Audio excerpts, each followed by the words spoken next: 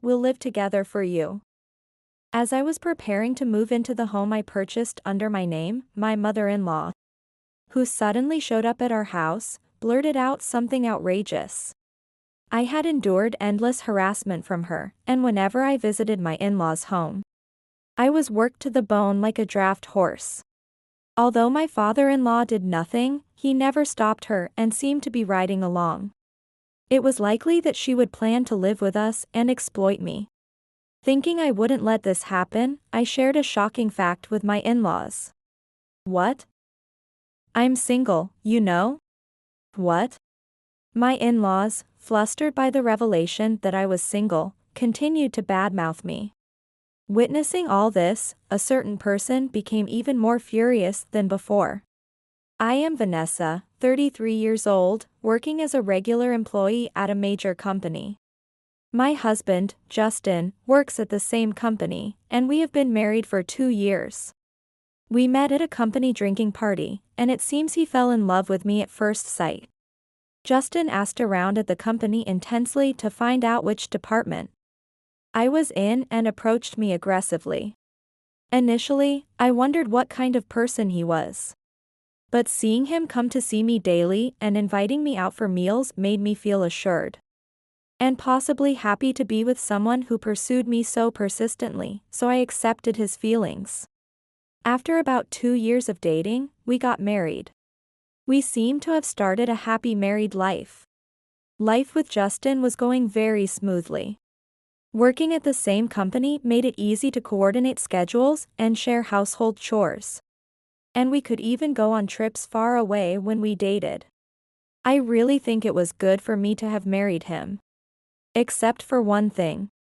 That is, his parents. When I went to greet them before our marriage, they seemed very kind and welcoming. I thought I could build a good relationship with them. However, they turned out to be terrible people. It happened a while after we got married. It was a day when my husband and I both coincidentally had a day off. And we were planning to relax at home. Ding dong. Who could that be? We had no plans for visitors that day, nor were we expecting any packages. So I wondered who it could be when my husband said, "I'll go see," and headed to the entrance as if he knew who it was. Oh, for an apartment, this is spacious. But there are so many steps. It's tough with bad legs. Oh dear, Vanessa, even if it's your day off, wearing a tracksuit like that is sloppy. Don't show my son such an embarrassing sight. My in-laws entered the living room with my husband. They sat down heavily on the sofa without saying anything. As you can see, they kept making snide remarks to me, acting as if it was natural for them to be respected. Their attitude was the worst. My father-in-law did not directly cause harm, but he seemed to be going along with his wife. Hey, why did you call them on our day off? We were supposed to relax, just the two of us. Sorry. Mom insisted so much I couldn't say no. That's fine, but why didn't you tell me? I had received various harassments from my mother-in-law before. I had consulted with my husband each time. So he knew that I was not getting along well with my in-laws. However, maybe because he felt obliged to be filial as an only child, he rarely admonished them. Really, can't modern daughters-in-law even serve a cup of coffee? While my husband and I were whispering, she loudly implied that I should serve coffee. Even though they came unexpectedly and I was bewildered, they really were shameless people. Excuse me, I'll prepare it right away. You should have prepared this before we arrived, you know. Ignoring her sarcasm, I hurriedly started preparing coffee in the kitchen. They stayed at my home until the evening. As a result, I ended up having to prepare lunch for them as well. Our day off was ruined, but this was just one of many unpleasant episodes regarding my in-laws. One day. Hey, Vanessa. What? Mom's planning to have a tea party next weekend with some neighbors and relatives. And she wants us to come too. Honestly, I didn't want to go. It was clear that if I went, I would be made to help out and be exploited. However, I knew I would be criticized later if I didn't go. I thought it would be better to help out than to be criticized, and reluctantly agreed to participate. It would have been better if my husband had just refused, but I knew it was futile to say anything. On the day of the tea party, we were called in earlier than the start time. Hello. You're late. It's common sense to come 20 minutes earlier. Come on, Mom, the roads were busy. Give her a break. Well, all right. Take it easy, Justin. Now, Vanessa, hurry up and get started. While my husband was treated gently, my mother-in-law was very harsh on me. As I had predicted, I ended up preparing all the snacks for the tea party by myself. I was used to cooking, so it wasn't that I couldn't make them. But the number she demanded was so unreasonable that it took a long time. During this, my mother-in-law did nothing but watch TV the whole time. Mother, I've finished making the snacks. Really, Vanessa, you're hopeless. What? It's just making some sweets, yet it's taking so long. Too slow. Despite never having properly made sweets herself, she had the nerve to make such a snide remark. I actually finished making them quite quickly considering the excessive amount she requested. But she never said thank you. It's clear she intentionally asked for more just to harass me. Meanwhile, my husband, Justin, and my father-in-law were preparing cushions and chairs for the guests. But of course they did not help me. I ignored various other snide remarks made during the preparations. Because if I paid attention to every single one, I couldn't cope. Then, the tea party started. Mother-in-law's friends and relatives gathered in droves. For me, this time was hell. When guests complimented the sweets, saying they were delicious, my mother-in-law boasted as if she had made them herself. I made these. I was a bit unsure, but I'm so glad you like them. Despite not having helped at all, she took the credit. When the conversation among her relatives turned to their daughters-in-law, she said, "Your daughter-in-law is such a good person, isn't she? Mine is awful, treats me like a slave." That was completely untrue. It was incredibly uncomfortable for me. After the tea party, as expected, I was made to clean up and was even told, "While you're at it, clean the room too." I was treated like a maid. Holding back tears, I thought, I will never attend another tea party called by her. However, life is not that easy. The hellish tea party turned out to be quite popular among the others, and was set to become a regular event. Apparently, my sweets had received many compliments. "Vanessa, we are having another tea party next weekend, so I'm counting on you." What? Wait, please. I have work that day. You can take the day off. Are you trying to embarrass me? If you don't come, I'll make sure my son and you get divorced. She called me suddenly to demand I attend the tea party, and showed no mercy even though I said I had work. At that time, I didn't have the courage to defy my mother-in-law, and was afraid she might actually force my husband and me to divorce. So I took off work to comply with her demands. Consequently, I ended up being exploited like a draft horse at the tea party, and I had to take time off work frequently to assist, which made me feel uncomfortable at my job. My mental state was already beyond its limits. Even when I consulted with my husband, he never really helped me, just saying, "Well, Mom doesn't mean any harm, try to be more forgiving." Before long, I was constantly thinking about how I could escape this painful life.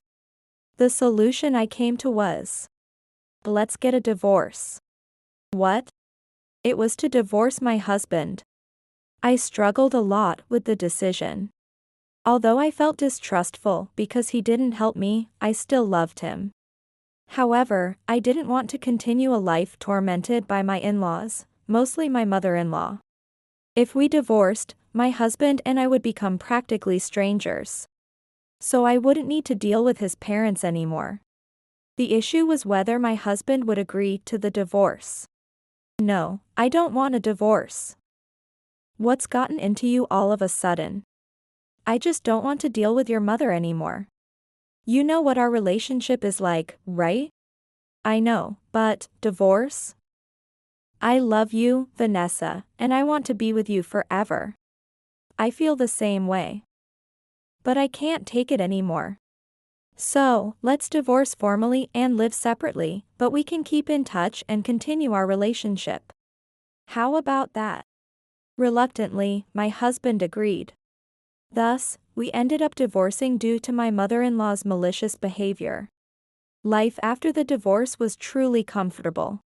The fact that I had submitted the divorce papers gave me a push. And I changed my mobile phone model and number. So I no longer received annoying calls from my mother-in-law. I lived in a different apartment from the one where my husband remained.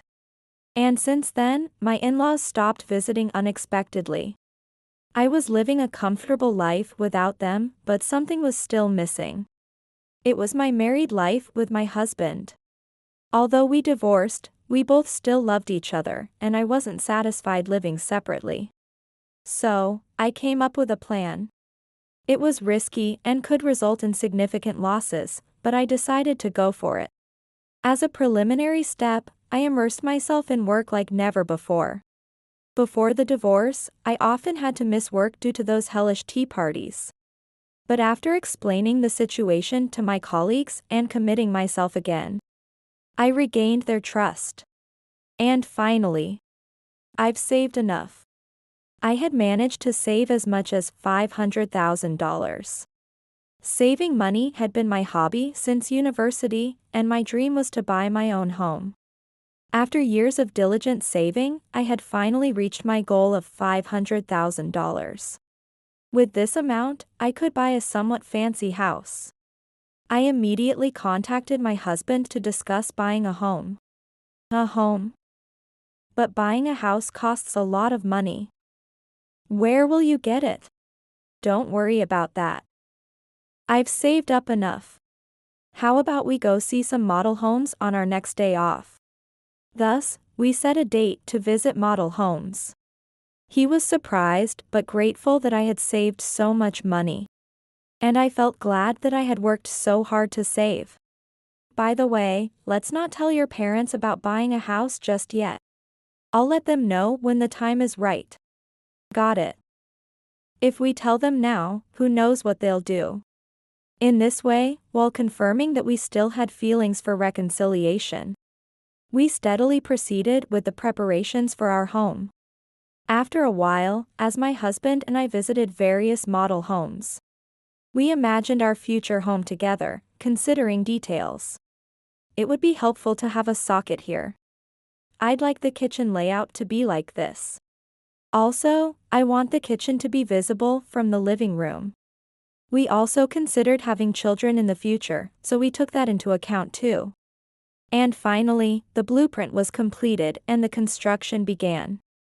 I made sure the costs stayed within $500,000 after consulting with the contractor. So everything was perfectly arranged. Our house will be built here. It's exciting, isn't it? So, about the plan I mentioned earlier, have you made up your mind?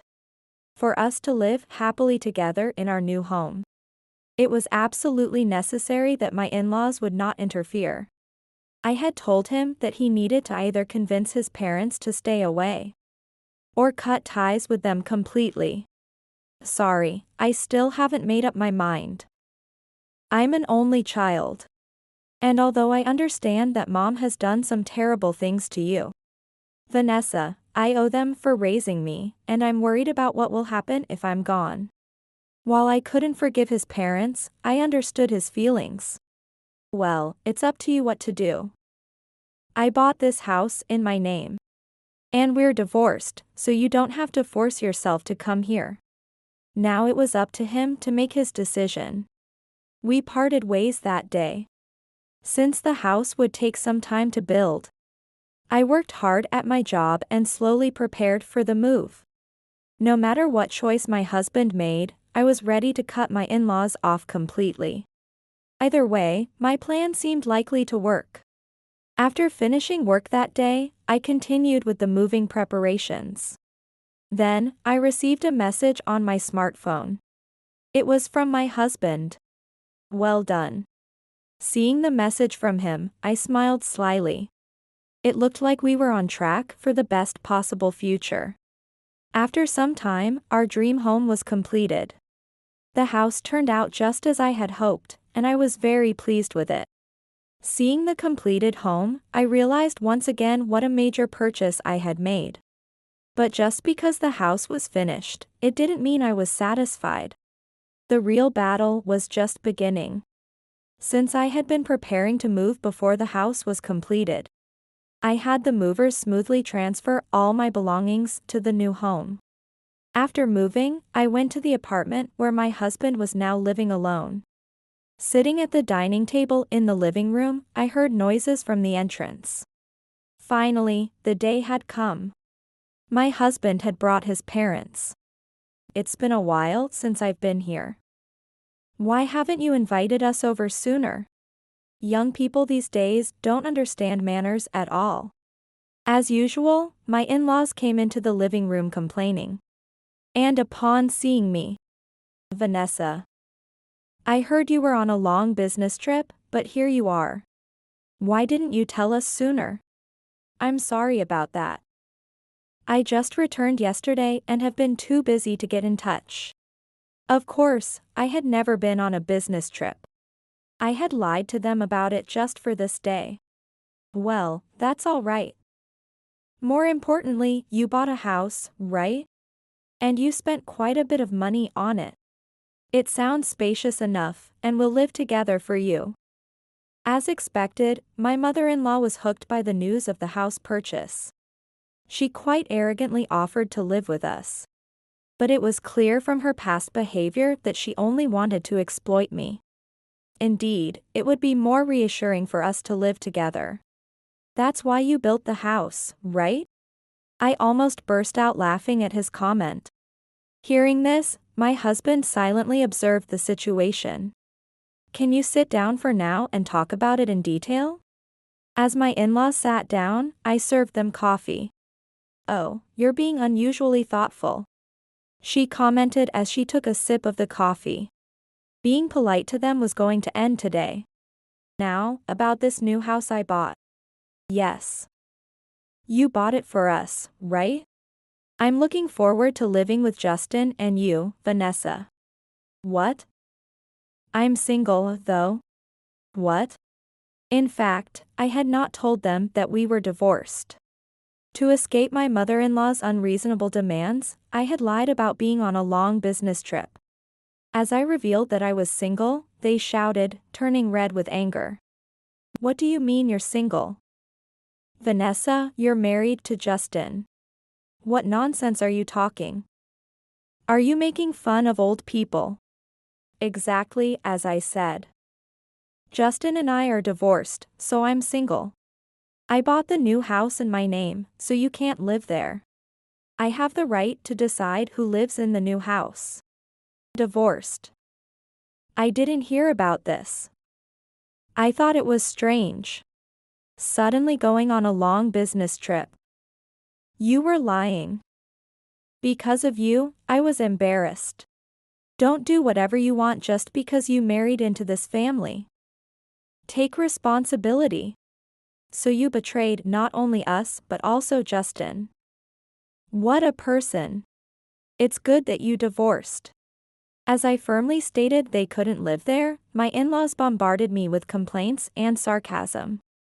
Then, having listened to all this, my husband finally snapped. Enough. Just stop it. All you ever do is complain about Vanessa, and I've had enough. Perhaps they never expected their own son to explode like this, and they fell silent. It's because of you that we ended up divorcing. How can you say something so terrible? I was thinking of Vanessa. Thinking of Vanessa? After all the complaints and sarcastic comments, and forcing her to participate in those ridiculous tea parties, making her feel miserable like a slave. How is that thinking of her? Vanessa is not some convenient servant for you. She was my precious wife. And yet, because of you, our life together was ruined. Don't interfere with our relationship anymore. Justin. On the day I was preparing to move, the message from him had read, "I'm really sorry for everything. I've decided to cut ties with my parents. I had thought he didn't really love me since he never helped me before. But hearing his true feelings now made me tear up. Since I'm an only child, I thought you would be in trouble without me. And I owe you for raising me, so I didn't say anything until now. But I've reached my limit. I'm cutting ties with you. Please don't come near Vanessa and me ever again. How could you? Is that how you treat your parents? People who hurt their son's precious wife don't deserve to call themselves parents." That's what my husband declared. Don't say such things. From now on, I'll try to build a good relationship with Vanessa, okay? I couldn't trust her words at all. After hearing what Justin has said, you still say that? Well, would you like to hear this? I opened the voice memo app on my smartphone and played a certain recording. It contained many of the snide comments she had made to me over time. There were only a few, but some were from my father-in-law as well. Hearing this, my in-laws' faces turned pale rapidly. "If you try to approach us again, I will take this to a lawyer." "That's right, so please leave now. By the way, I'm canceling this apartment lease. So it's pointless to come here unexpectedly anymore." With that, my in-laws walked away dejectedly. This marked the end of the long battle with them. Afterward, my husband began preparing to move and eventually moved into our new home. As for my in-laws, it seems the neighbors and relatives came to know of this incident. And they started to be scorned. I wondered how it had leaked, but it turned out to be my husband who had spread the word. To ensure that my in-laws wouldn't get carried away again. He had explained what happened to the people who attended the tea parties and set things straight. I hadn't thought that far ahead, so I almost wanted to applaud my husband for his smart play. As for me, I reconciled with my husband and we resubmitted our marriage registration at the city hall, successfully returning to being a married couple. My plan worked exactly as I had hoped. Thanks to that, we can now live leisurely in our carefully chosen new home. It was a risky and expensive purchase. But I'm truly glad we bought it because we can live as a couple again. And then. No way. What's wrong? Look at this. What? This is. Incredibly, I was expecting a child. The future of living as a family of 3 in this house isn't far off. Though things will get tougher. I hope to use my in-laws as a negative example and strive to be good parents for our child.